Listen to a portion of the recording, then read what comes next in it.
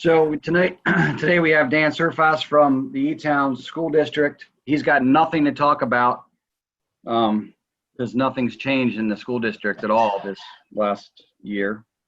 But he joined our club last year. He's the assistant to the superintendent of the Etown schools, and I'm sure there'll be a lot of questions. Dan, it's all yours. Thank you, Glenn. Thank you, folks. It's a pleasure to be here today and to speak. I'm certainly not the motivational speaker that Dr. Jones is, but I'll do my best. I am privileged to be the assistant superintendent here at Elizabethtown Area School District, and I'm also privileged to be a member of Rotary Elizabethtown, and it does me great pride to be able to say that. I've tried to live a life of service, and so I'm going to go into the my classification speech today with a little bit about my background. Hopefully I won't bore folks, but I think it provides some background for perhaps for what we're doing here at Elizabethtown presently. I live with my wife and two 14-year-old twins in Hershey, and have been the assistant to the superintendent, and now the assistant superintendent over the past 2+ years. Previously, I did serve as the high school principal here at Elizabethtown Area High School. So when Glenn told me that I was going to be presenting a classification speech today, I Googled it, and like any good academic does presently, you Google it, you go to Wikipedia, and you find out what it is. So I found that these are supposed to be 3 minutes long and to maintain eye contact, neither of which I'm going to be able to do today, so I apologize in advance. So I'm going to share my screen with you and go through a presentation. I hope that this isn't too lengthy, and I do want to spend a fair amount of time on the second half, which is really the reopening of our schools. So for starters, I just want to give you an overview of my early years, my naval service, my educational career, and a brief slide on the life of service and the servant leadership that I've tried to lead. But then the second half certainly will be quite a bit about our present plans for opening. So I grew up in a traditional suburban Philadelphia neighborhood. My childhood revolved around family values, family life, sports, church, and that's where my life of service really began. As a leader and member of Key Club, we didn't have Interact at our school. I was a leader and member of youth group at our church and Boy Scouts, and spent a lot of time rehabbing local folks that were quadriplegics. And then while I was still in high school at Upper Marion, I looked at going to college, and at that time, Lehigh University was $6,000, Penn State was $1,800 a year, and my parents said, we just can't afford that. My dad worked in a quarry company, my mom was a second grade school teacher, so they told me about this place down in Annapolis called the United States Naval Academy. Fortunately, I received a congressional nomination there, and majored in mathematics, graduating in 1978, and then began my 20-year career in naval service. I like this quote by Elihu Root, who was the former Secretary of War back under the Teddy Roosevelt presidency, and also the Secretary of the State. And I share this with you now because I feel like preserving peace is really part of what Rotary does. It's part of your tenets as I researched the organization before joining. So subsequent to the Naval Academy, I served 20 years in naval officer, that should say leadership positions, on 5 ships, and finally a command tour of Assault Craft Unit 2 that had all the East Coast displacement landing craft that we deployed throughout the world in support of various conflicts and deployments. During that 20-year career, I served as, shortly after the academy, I served as navigator of a amphibious transport dock, a 16,000-ton ship, and had the privilege of doing some exciting things like taking President Carter around Venice for a week for the G8 summit. So these types of activities early in my career sort of led me to stay and said, where else would I get this level of responsibility and leadership development other than where I presently am.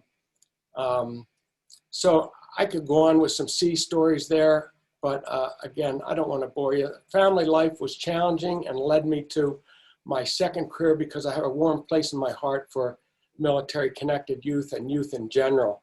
So while I was still in naval service, I completed a couple master's degrees, went to the Army War College in Carlisle, and then started my educational career upon retiring from active duty.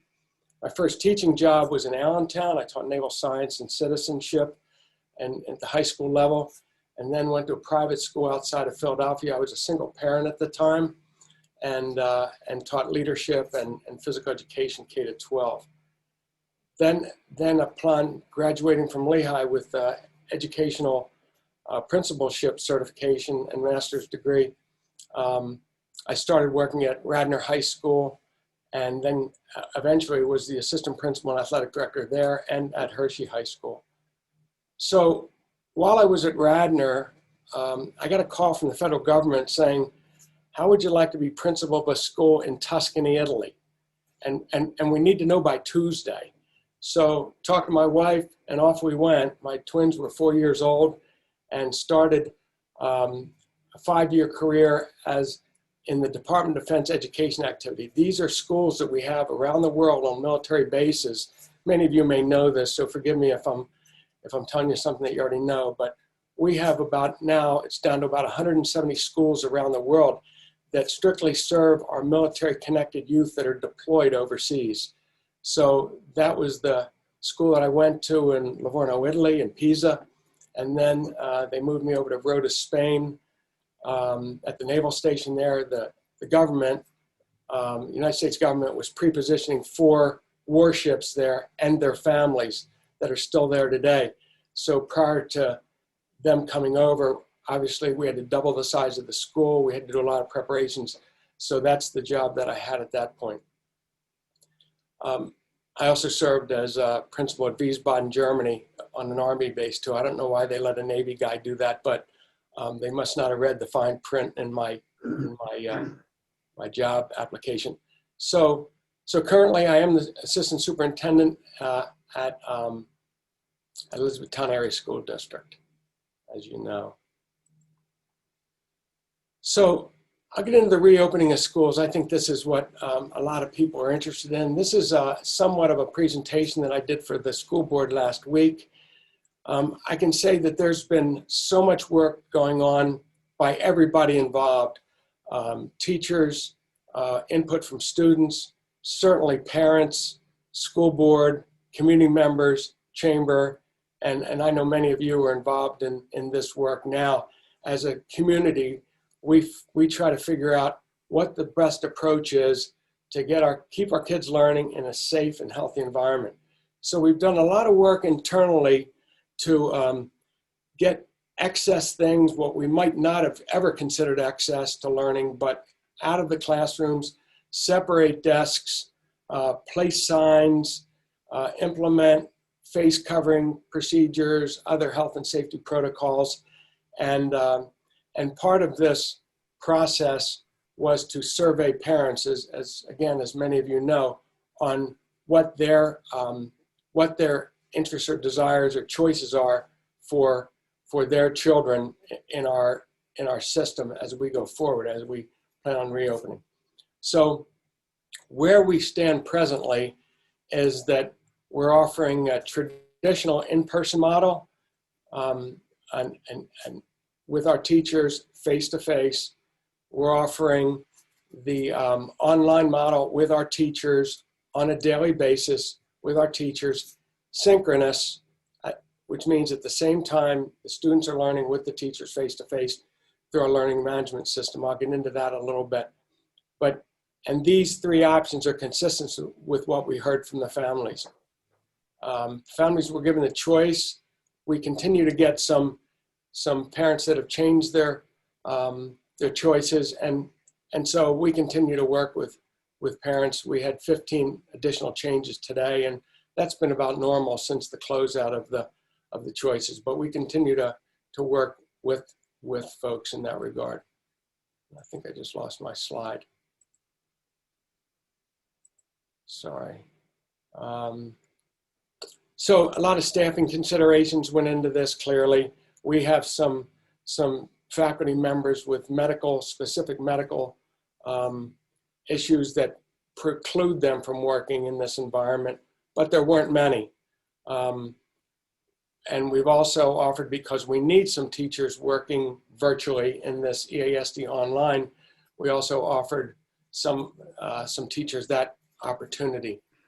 In-person class sizes, we've really tried hard to minimize the class sizes given the staffing that we have, the physical constraints that we have, et cetera. So we feel comfortable right now. We're below 24 for intermediate, middle school, and high school, and are 20 and below at the primary grade levels. This reopening does require extensive cooperation from families. Clearly right now, the guidance, it's actually an order from the government, Department of Health, Department of Education, is that all students, faculty members, staff, administration will be wearing face coverings unless they have a medical reason that they cannot. So this again is in the interest of keeping everybody safe, both students, faculty, staff, is the present protocol that we're working under, the present orders that we're under. So these are what the numbers look like. Right now we have a total enrollment of 3,734 students K-12.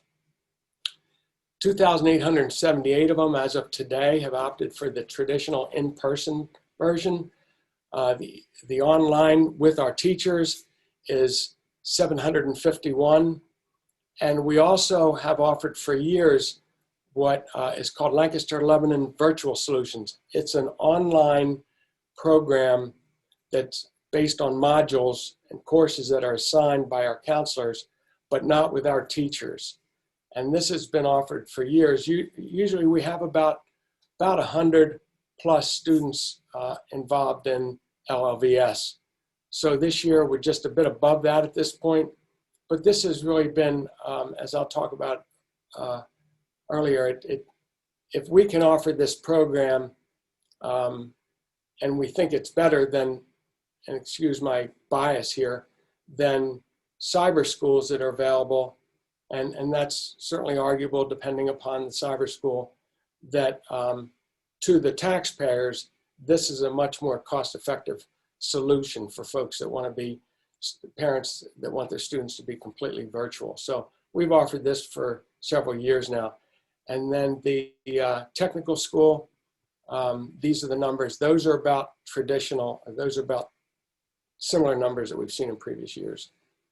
So here's some of the financial implications. I won't bury you in the details here unless you have questions about this, but to be able to offer this additional online offering, we needed 5 additional long-term substitutes. And that money, you see the cost there, and that's coming from the CARES Act. It was federal government acted, funded money. There's the Lancaster Lebanon Virtual Solutions. No increased cost from previous years, as I said.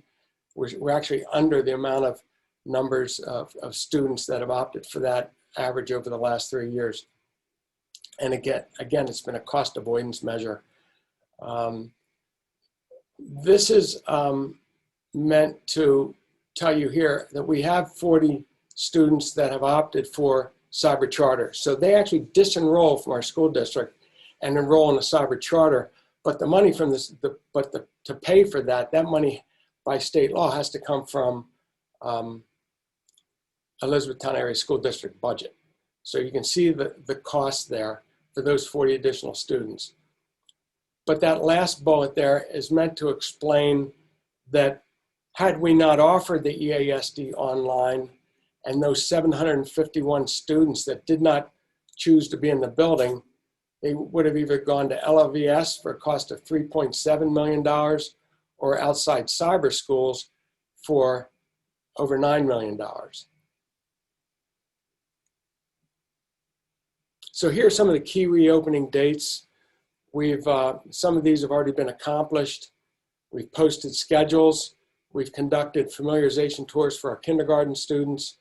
We're doing building familiarization for those students that are moving to a new building, 4th, 7th, and 9th specifically.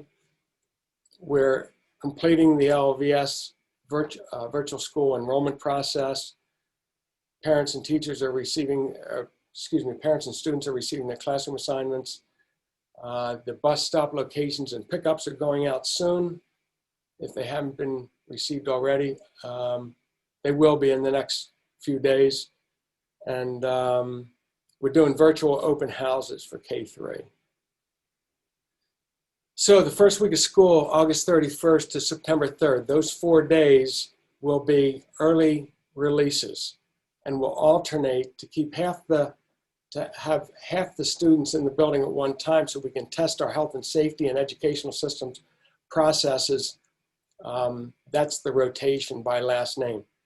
Students who have families who have blended families with students that are in the 2 different categories, we've worked hard to reach out to every one of them and switch them so they're both in the same band alphabetically. Kindergarten conferences you see in the afternoons that week.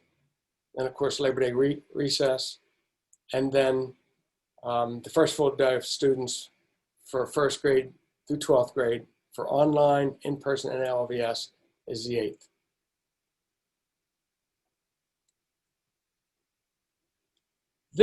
I want to be clear here also that we pivoted on March 13th to an all online situation. And while, again, my biased opinion, we were much further along than many school districts because we've been working with the learning management system, Schoology and Seesaw and Google Classroom for several years at certain grade levels and a few years at others. But I think we did this pretty well. But this start of school year, this has to be greatly enhanced. And we weren't doing grading in the spring for obvious reasons, but we will be now. We're going to be following the same scope and sequence of our courses, of our curriculum and pacing as we have in the past. We're using Zoom, again, Schoology conferencing, Google Meet to do collaborative learning. And the students will follow their same class schedule as they would if they were in person when they're online. I'll just skim over some of these things, key points for educational programming. Some of the students that are online only will be having their instruction live from the classroom. So we purchased, again, under the CARES Act, several cameras for those students that are online, but the instruction's going on in the classroom. Sort of a hybrid version of that, but the critical piece is that we can maximize the number of offerings for students and didn't need to vary their schedules as much as we would have had we not had this opportunity and other creative ways of meeting their needs. Graduation requirements, you may know that the state graduation requirements are 21. We are above that this year at 24 credits to graduate, and that's for the senior class. Some of these other things you can see here that we really need to concentrate on core content areas while still providing the related arts as we have in the past, or maybe in a modified version. But during these times, this is fluid. Like we say all the time, we need to continue to be flexible. We need to continue to show grace to each other. And we still may need to switch educational models depending upon what happens with the trends of the testing and the data that we're seeing through the county. So this is the most recent guidance that we got regarding that, and that was on August 10th, that there's, and you can see this on the website, that we're getting data from the county transmission, and the threshold metrics have been provided such that whether it's low number and we can go to full in person, or they're recommending full in person, or whether it's a moderate number and we're expected to be in a hybrid or full online offerings. Right now, the data puts us in a hybrid model. That is, half the students in, half out online. And we're prepared to do that, but this is a recommendation at this point. I just wanted to stress that. But we continue to look at, monitor the data and look at how we best meet our students' educational needs in this environment and considering health and safety. And our next board meeting is Tuesday evening, where things could change between now and then as we get additional guidance. I can't say that strong enough. We get from Department of Health, from Pennsylvania Department of Education. It's changed, it's been modified, it's gone on and on all summer, and we're staying on top of it on behalf of the educational community here. I just wanted to wrap up. I don't know if this will bore you, but I just wanted to wrap up. As I put this together, I thought, wow, I really have done a fair amount of things in service through my life, and I just added them here. I was big brothers and big sisters in college, 25 years of coaching. I'm actually an elder and former member of session of the Presbyterian Church, and I think I missed a meeting at the Hershey Aquatic Club board and was elected president right before the COVID thing hit. So that takes up the rest of any free time that I do have. Anyway, the last slide is just questions. So I hope I didn't bore you too much with those details, but hopefully I'm able to answer your questions, certainly about the educational program. How many homeschoolers do you have registered, and what are the financial implications of homeschooling? So there are no financial implications as far as we don't pay for homeschooling. So the only financial implication would be is we'd have one less student out not enrolled. So they disenroll, they go to homeschool, and your taxpayers' money doesn't pay for homeschooling. And the numbers, I don't know right now. I know that they have gone up somewhat, but I don't have those numbers because they're not required to tell us that they're homeschooling, or at least I don't get that data, sir. What is your mask policy for kids on the playground? That's a great question. So right now, the guidance tells us that we can't share balls and other things on the playground. This is going to be tough. They are wearing masks on the playgrounds when we return, but they will be given mask breaks. The preferred way to do mask breaks certainly is outside with physical distancing in effect. So this is a challenge. We have to have mask breaks clearly for everybody's sanity, and so recess, gym, they will be in masks as of now.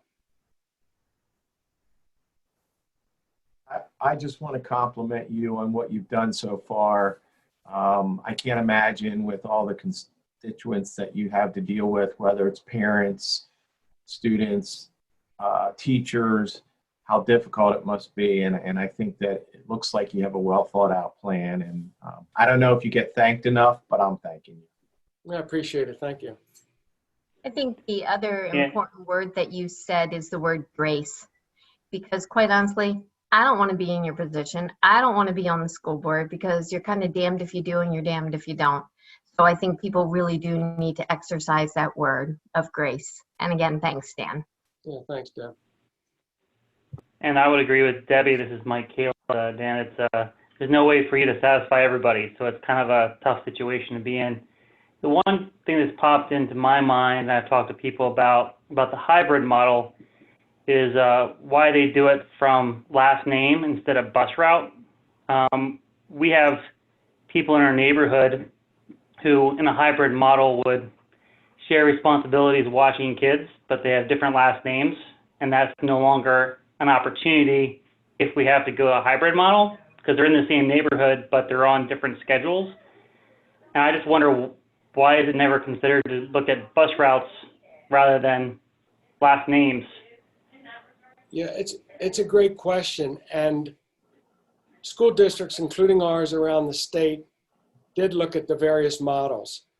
I think where most districts and ours landed was when we have a situation with the last names and you have a younger child at home and you have an older child that would be able to be with them to provide the child care in the home, that was the final, I think, the tip the scale, I guess is the best way to put it. Yeah, there's really no perfect answer, so No, I I appreciate appreciate it. what you're saying though, because I think that I've thought this since I first heard of the model, that these home learning centers make a lot of sense. And I've had friends that are telling me that that's what they're doing in other districts with their children. So they're teaming up with other families and, you know, in churches and in homes, wherever, to try to so people can work. Like I think we certainly understand that the folks need to want to and need to work their jobs. This is one of the hard things for sure.